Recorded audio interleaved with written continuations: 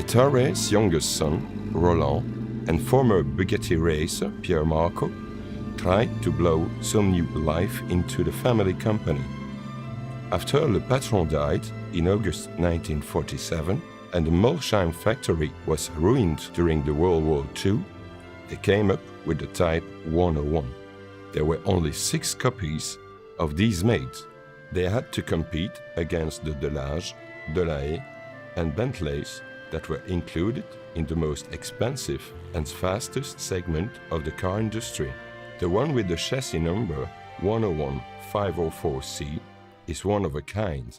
The coupe was budded by Anthem in Neuilly-sur-Seine, Paris, for the 1951 Paris Salon de l'Automobile. It was displayed together with a Gangloff drop-head coupe before returning to Molsheim, where it was eventually registered for driving on the road.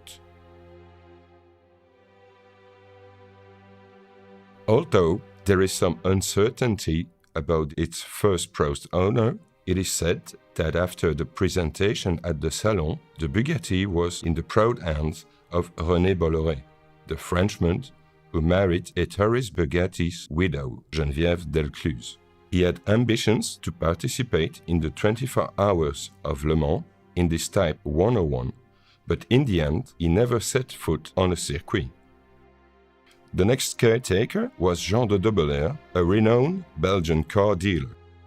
After the Second World War, hundreds of Bugattis passed through his showroom and garage.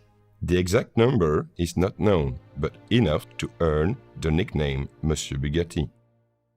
In 1958, Gene Cesare brought the car to New York and sold it to Robert C. Stanley Jr., son of the prominent businessman and head of INCO, the International Nickel Company.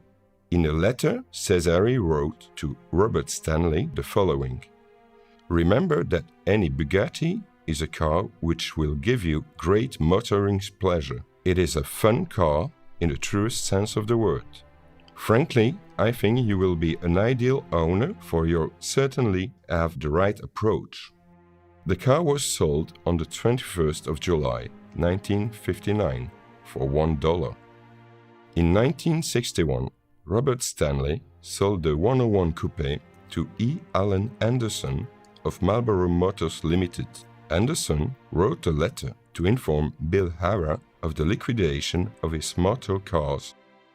At that time, Anderson owned 5 Bugattis and 1 Delahaye. The 101 504 is priced at $4,200.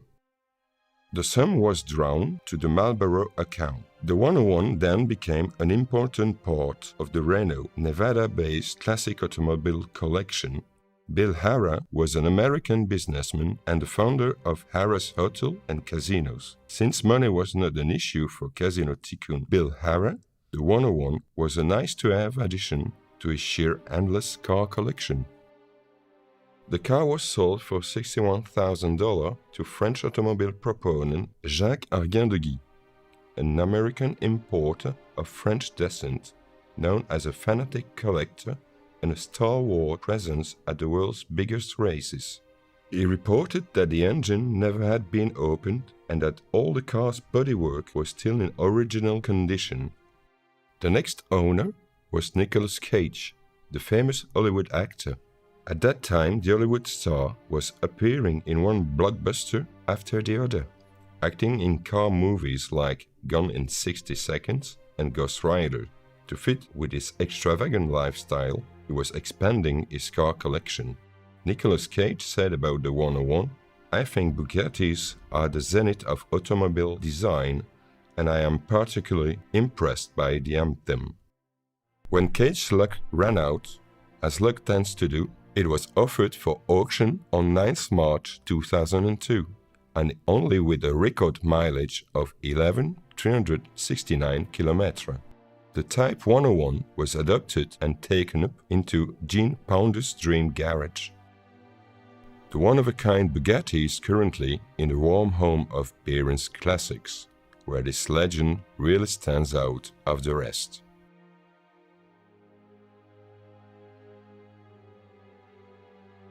But what attracted all these owners to the Anthem and what is so special about this Bugatti? On the outside, we got the dramatic coachwork from Anthem, the only Anthem-bodied Bugatti. The grille has only 7 slats, as opposed to the mesh of the other typed 101 and the honeycomb radiator of the earlier cars. The bodywork at the rear curves subtly in and ends with a simple Syntex tail light.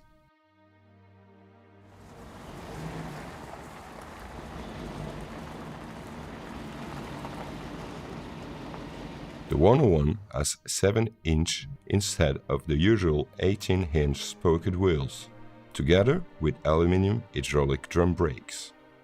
Because it's the only 2-seated coupe of the 101 series, the extreme length of the car, the wheelbase is 3.302 mm, is disguised in 3 ways. The 4 vents or gills in each front wing, the duotone paint scheme, and those rather out-of-place perforated sill guards.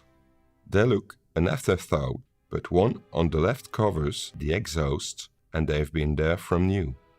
The mechanicals are derived from the legendary pre-war Type 57. An updated 3.3-liter supercharged straight-8 engine with dual overhead camshaft produces 188 brake horsepower. Improvement included a John-Draft Weber carburetor to replace the obsolete pre-war Stromberg. Also, a 4-speed electrical Kotal pre-selector gearbox was placed in the 101.